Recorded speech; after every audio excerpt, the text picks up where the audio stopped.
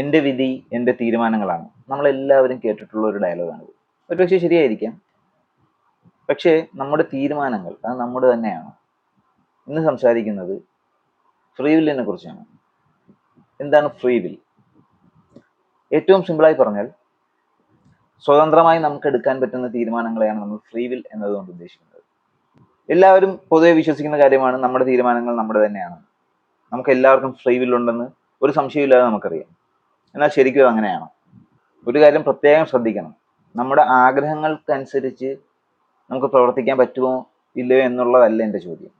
ഞാൻ ചോദിക്കുന്നത് നമ്മുടെ ആഗ്രഹങ്ങൾ നമുക്ക് തിരഞ്ഞെടുക്കാൻ പറ്റുമോ എന്നതാണ്. നമ്മുടെ ചിന്തകൾ നമുക്ക് തിരഞ്ഞെടുക്കാൻ പറ്റുമോ എന്നുള്ളതാണ്. ഒരു എക്സാമ്പിൾ പറയാം. അതായത് നിങ്ങൾ ഒരു മനസ്സിലൊരു സിനിമയെക്കുറിച്ച് ഓർത്തെ, നിങ്ങൾ കണ്ടതോ കാണാത്തതോ കേട്ടിട്ടുള്ളതോ ഒരു സിനിമയെക്കുറിച്ച് ആലോചിക്കൂ. ഏത് സിനിമയാകാം, നിങ്ങൾക്ക് ഇഷ്ടപ്പെട്ടതാകാം, ഇഷ്ടപ്പെടാത്തതാകാം, പകുതിക്ക് വെച്ച് നിർത്തിപ്പോയതാകാം, ഏത് സിനിമ വേണമെങ്കിലും ഏത് സിനിമ വേണമെങ്കിലും ആലോചിക്കും. നിങ്ങൾക്ക് ഫ്രീ വിൽ ഉണ്ടെങ്കിൽ അത് ഇവിടെ കാണണം.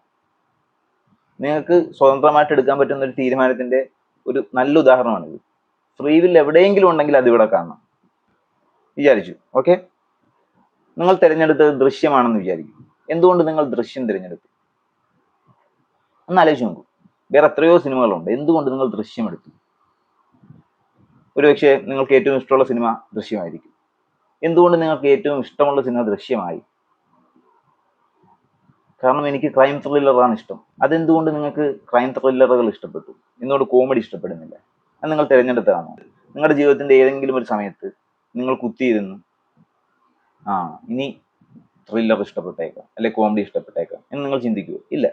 നമ്മുടെ ഇഷ്ടങ്ങളോ ആഗ്രഹങ്ങളോ ഒന്നും നമ്മൾ തിരഞ്ഞെടുത്തതല്ല. ഇതെല്ലാം നമ്മുടെ ബ്രെയിനിന്റെ പ്രവർത്തനം മൂലം ഉണ്ടായതാണ്.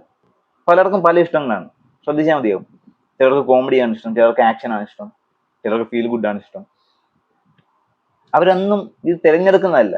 അവരുടെ ബ്രെയിൻ അത് ചൂസ് ചെയ്യുന്നു. അത് നമ്മുടെ തീരുമാനമായിട്ട് നമ്മൾ വിശ്വസിക്കുകയും ചെയ്യും. ഇതാണ് എല്ലാ കാര്യത്തിലും സംഭവിക്കുന്നത്. അതായത് സിനിമയുടെ കാര്യത്തിലേക്ക് വന്നാൽ നിങ്ങളൊന്ന് ആലോചിച്ച് നോക്കുക. നിങ്ങൾ ഒരുപാട് സിനിമകൾ കണ്ടിട്ടുണ്ട്, ഒരു നൂറുകണക്കിന് സിനിമകൾ കണ്ടിട്ടുണ്ട്. അപ്പോൾ ഒന്നാമതായിട്ട് ഈ കണ്ട സിനിമകളെല്ലാം നമ്മുടെ തലച്ചോറ് സ്റ്റോർ ചെയ്യുന്നുണ്ട്. സങ്കല്പിക്കുക, തലച്ചോറിന്റെ പല ന്യൂറോണുകളിലായി ഈ സിനിമകളൊക്കെ സേവ് ചെയ്തിട്ടുണ്ടെന്ന് വിചാരിക്കുക. ഞാൻ ഒരു സിനിമ തിരഞ്ഞെടുക്കാൻ പറയുന്ന ആ നിമിഷം നിങ്ങളുടെ ബ്രെയിൻ സിനിമ തിരഞ്ഞു തുടങ്ങും. സിനിമ സ്റ്റോർ ചെയ്തിരിക്കുന്ന ഓരോ ന്യൂറോണിലും ചെല്ലുമെന്ന് വിചാരിക്കുക. പക്ഷേ നിങ്ങൾ മറന്നുപോയ സിനിമകളുണ്ട്. അതായത് നിങ്ങൾ ഓർക്കാത്ത സിനിമകൾ. ആ സിനിമകളെ കുറിച്ച് നിങ്ങൾക്ക് എന്തായാലും ഫ്രീ വില്ലില്ല. നിങ്ങളത് ഓർക്കുന്നില്ലല്ലോ. അവിടെ എന്തായാലും നിങ്ങൾക്ക് ഫ്രീ വില്ലില്ല. എന്നാൽ ഓർത്ത സിനിമകൾ തന്നെ ഉണ്ട്. ഇപ്പോൾ ഉദാഹരണത്തിന് സമ്മറിൻ ബദിലെ, അത് ആ ഒരു സിനിമ എല്ലാവരും കണ്ടു കാണും. പക്ഷെ എന്തുകൊണ്ട് നിങ്ങൾ ആ സമയത്ത് അത് ഓർത്തില്ല? അത് ഓർത്ത ചിലർ കാണും. പക്ഷെ അതല്ലാത്ത മനുഷ്യർ എന്തുകൊണ്ട് ആ സിനിമ ഓർത്തില്ല? ആ ന്യൂറോൺ എന്തുകൊണ്ട് തെളിഞ്ഞില്ല? ആ ന്യൂറോൺ എന്തുകൊണ്ട് ബ്രെയിൻ സെലക്ട് ചെയ്തില്ല? അത് നമ്മുടെ തിരഞ്ഞെടുപ്പല്ല. പിന്നെ എവിടെയാണ് ഫ്രീ വില്ല് നമുക്കുള്ളത്? ഇനി നമുക്ക് ഓർമ്മ വന്ന 4-5 സിനിമകളെങ്കിലും കാണും. ഇപ്പം ദൃശ്യം കാണും, അല്ലെ എമ്പുരാൻ കാണും, അല്ലെങ്കിൽ അടുത്ത കാലത്ത് വന്ന ഏതെങ്കിലും സിനിമ കാണും, അല്ലെ ഏതെങ്കിലുമൊക്കെ സിനിമ നമുക്ക് ഓർമ്മ വന്നിട്ടുണ്ടല്ലോ. ആ ഓർമ്മ വന്നതിൽ നിന്ന് എന്തുകൊണ്ട് ഈ ദൃശ്യം നമ്മൾ തിരഞ്ഞെടുത്തു? എന്തുകൊണ്ട് മറ്റേത് തിരഞ്ഞെടുത്തില്ല? നമുക്ക് വ്യക്തമായ കാരണങ്ങളൊന്നുമില്ല. ഇപ്പൊ ഉദാഹരണത്തിന് വേണമെങ്കിൽ ഇങ്ങനെ പറയാം, ഇന്നലെ ഞാൻ മോഹൻലാലിന്റെ വേറൊരു സിനിമ കണ്ടിരുന്നു. അപ്പൊ പിന്നെ മോഹൻലാലിന്റെ ഏറ്റവും കൂടുതൽ ഹിറ്റായ ഒരു സിനിമയാണ് ദൃശ്യം, അതുകൊണ്ടാണ് ഞാൻ അത് തിരഞ്ഞെടുത്തത്.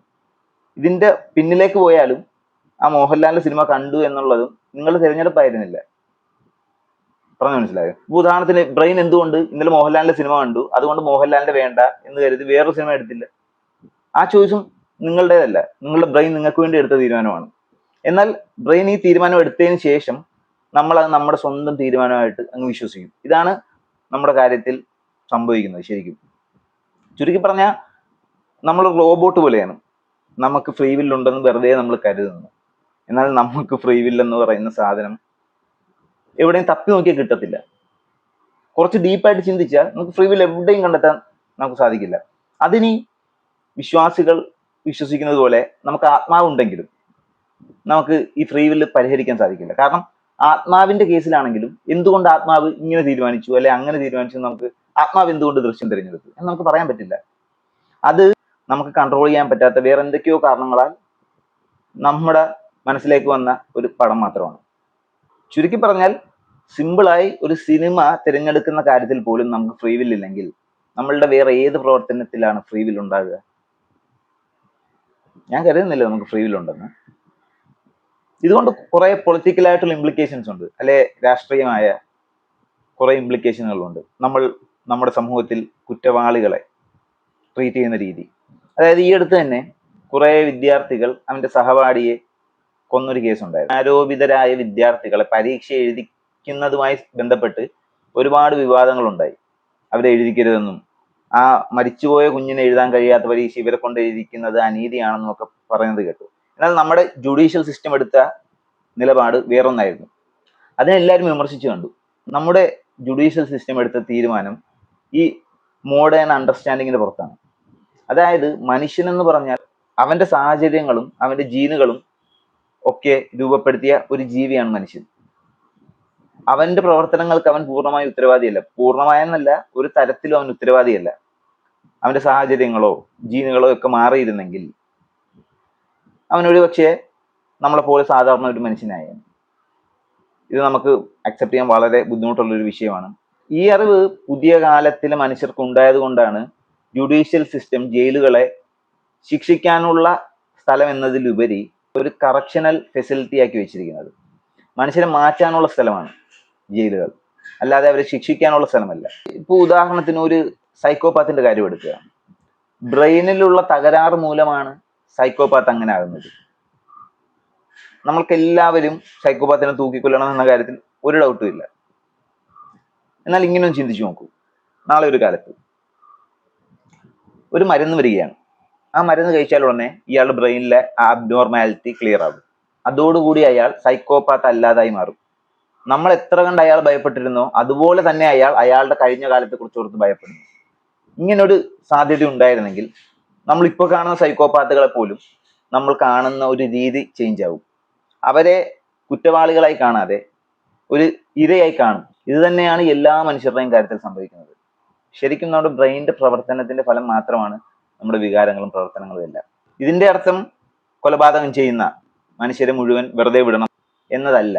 അതായത് സുനാമിയെ നമുക്ക് ജയിലിലിടാൻ പറ്റുമായിരുന്നെങ്കിൽ നമ്മൾ ഉറപ്പായിട്ടും സുനാമിയെയും പിടിച്ച് ജയിലിലിട്ടേനെ.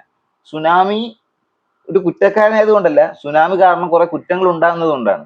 അതുപോലെ തന്നെയാണ് നമ്മൾ കുറ്റവാളികളായ മനുഷ്യരോട് എടുക്കേണ്ട സമീപനം എന്ന് ഞാൻ കരുതുന്നു. നേരത്തെ പറഞ്ഞ കേസിൽ ആ വിദ്യാർത്ഥികളുടെ മാതാപിതാക്കൾക്ക് അങ്ങനെ പറയാൻ ഒരു വൈകാരികമായ കാരണമുണ്ടെന്ന് പറയാം. അത് വാലിഡുമാണ് ഒരു പക്ഷേ. എന്നാൽ ഒരു സമൂഹം എന്ന നിലയിൽ നമുക്ക് ആ ഒരു തീരുമാനം എടുക്കാൻ സാധിക്കില്ല. ഒരു മനുഷ്യൻ അവന്റെ സാഹചര്യത്തിന്റെയും ജീനുകളുടെയും ജനിതകത്തിന്റെയും എല്ലാം റിസൾട്ട് ആണെന്നിരിക്കെ ഒരു മനുഷ്യനെ കുറ്റവാളിയായി അവന് തിരുത്തപ്പെടാൻ പറ്റാത്തൊരു സാഹചര്യത്തിലേക്ക് തള്ളിയിടുന്നത് ക്രൂരമാണെന്നാണ് ഞാൻ കരുതുന്നത്. ഫ്രീ വിൽ ഇല്ല എന്ന് മനസ്സിലാക്കുന്നതോടുകൂടി നമുക്ക് കുറച്ചുകൂടി കമ്പാഷനേറ്റ് ആകാമെന്ന് എനിക്ക് തോന്നുന്നു. അതായത് നമ്മളോട് മോശമായി പെരുമാറിയ മനുഷ്യരില്ല, ഞാനും നിങ്ങളും എല്ലാം ഒരു സാഹചര്യത്തിന്റെ സൃഷ്ടി മാത്രമാണെങ്കിലും. അങ്ങനെയാണെങ്കിൽ നമുക്ക് അവർ ബ്ലെയിം ചെയ്യാൻ പറ്റുമോ? ബ്ലെയിം ചെയ്യാനൊക്കെ പറ്റുമായിരിക്കും, പക്ഷെ അവരെ നമുക്ക് വെറുക്കാൻ പറ്റുമോ? തീർച്ചയായും മനുഷ്യന്റെ പരിമിതികളൊക്കെ ഇവിടെ കാണും. നമ്മൾ ഇതൊക്കെ മനസ്സിലാക്കി കഴിഞ്ഞാൽ നമുക്ക് മനുഷ്യരോട് വെറുപ്പ് തോന്നാം. അപ്പൊ ചുരുക്കി പറഞ്ഞാൽ മനുഷ്യൻ എന്താ പറയുക, ഒരു റോബോട്ടാണ്. നമുക്ക് നമ്മുടേതായ തീരുമാനങ്ങൾ എടുക്കാൻ പറ്റും എന്ന് കരുതിക്കൊണ്ട് നമ്മൾ പല തീരുമാനങ്ങളും എടുക്കുന്നു. എന്റെ വിജയത്തിന്റെ പിന്നിലും എന്റെ പരാജയത്തിന്റെ പിന്നിലും എല്ലാം ഞാൻ തന്നെയാണ്, എന്റെ തീരുമാനങ്ങളാണ് എന്നതൊക്കെ ഒന്നുകൂടി ഒന്ന് ചിന്തിച്ചു നോക്കിയാൽ ഒന്നും നമ്മുടേതല്ല എന്ന് നമുക്ക് മനസ്സിലാവും. ഇനി ഒരുപക്ഷെ ആളുകൾ പറഞ്ഞേക്കാം, നമ്മുടെ ബ്രെയിനിന് എടുക്കുന്ന തീരുമാനങ്ങളെല്ലാം അത് നമ്മൾ അറിഞ്ഞുകൊണ്ടാണെങ്കിലും അറിയാതെയാണെങ്കിലും അതെല്ലാം നമ്മുടെ തന്നെ തീരുമാനമാണ്. എന്നാൽ അതും നമുക്ക് ഫ്രീ വില്ല് കൊണ്ട് തരുന്നില്ല. ഇപ്പൊ ഉദാഹരണത്തിന് നമ്മുടെ ശരീരത്തിൽ ഒരു ട്യൂമർ ഉണ്ടെന്ന് വിചാരിക്കുക. ആ ട്യൂമർ നമ്മുടേതാണ്, നമ്മുടെ ശരീരത്തിൽ വന്നതാണ്. പക്ഷെ ആ ട്യൂമറിന് കാരണക്കാരൻ നമ്മളാണോ? അതായത് നമ്മുടെ തീരുമാനമാണ് ആ ട്യൂമർ ഉണ്ടായത്?